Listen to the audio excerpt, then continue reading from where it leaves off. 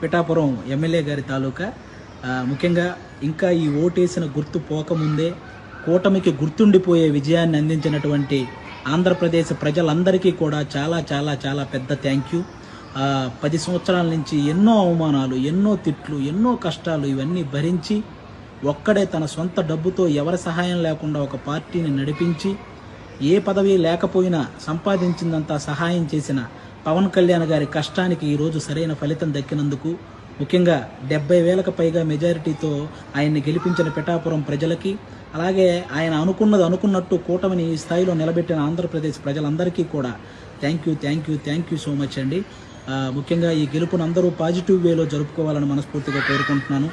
ఎందుకంటే మనల్ని మోసం చేసిన నాయకులను విమర్శించండి, అలాగే ఆడవాళ్ళని కూడా చూడకుండా ట్రోల్ చేసినటువంటి సోషల్ మీడియా వాళ్ళని విమర్శించండి, కానీ ఎవరైతే సగటు కార్యకర్తలు ఉంటారో వాళ్ళని మాత్రం ఎవ్వరూ ఏమనకండి. ఎందుకంటే వాళ్ళు కూడా మనలాంటి వాళ్ళే, గెలిస్తే ఆనందపడతారు, ఓడిపోతే బాధపడతారు. కాబట్టి అలాంటి వాళ్ళ జోలికి వెళ్లకుండా మన గెలుపుని హ్యాపీగా పాజిటివ్ వేలో చేసుకోవాలని మనస్ఫూర్తిగా కోరుకుంటూ థ్యాంక్ యూ.